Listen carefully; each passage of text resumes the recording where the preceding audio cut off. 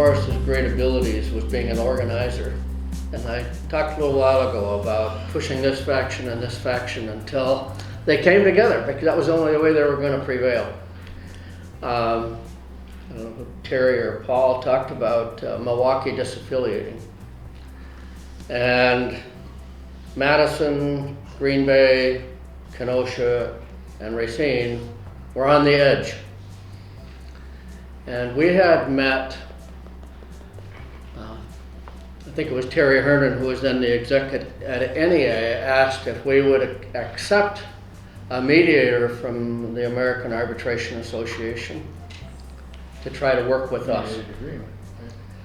And we met for 5 days. Some of those days were 18 and 20 hours long. We were at the Concourse Hotel in Madison. It was Madison, Racine, Green Bay, and Kenosha. And this was a very high caliber guy who was in here from the American Arbitration Association. He had been the permanent referee between Ford and the United Auto Workers, between Goodyear and the United Rubber Workers. He was a professor in Michigan, and he had been on the War Labor Board way back during World War II. He's obviously well seasoned. And after 5 days of us banging heads with WEAC, he said, I've never met a group of guys who doesn't want an agreement any more than you guys don't want an agreement. And I'm going to go to my room now and I'm going to fashion what I think you ought to agree to. And he must have had it all worked out. He was gone for a few hours and came back and he said, here's what I think you should agree to. 6 months, a cooling off period. I will be the permanent referee, and if you have any dispute, I will hear it within 48 hours. I will render decision within 24 hours. And this will get you through 6 months when we can work on these things long term. We all said no, we're not doing it. Morris pushed, the mediator pushed. We finally said, okay, we'll agree to 6 months.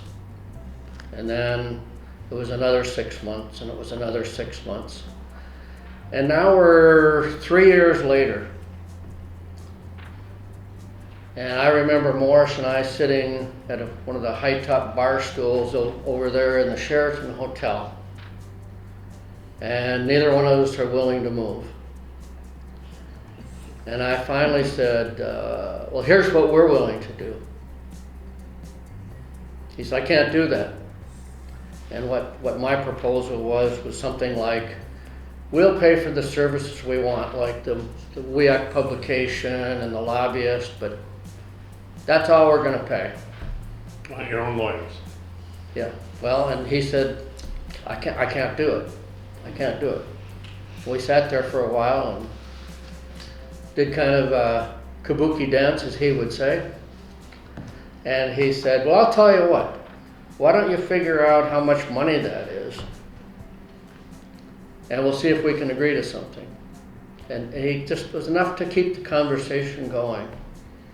And I knew I'm not leaving the table, and I'm not saying let's do it tomorrow because we would lose that momentum.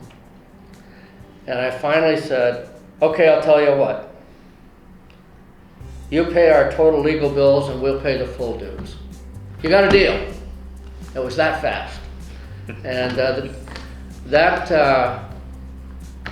that agreement has lasted to today. It's still in effect.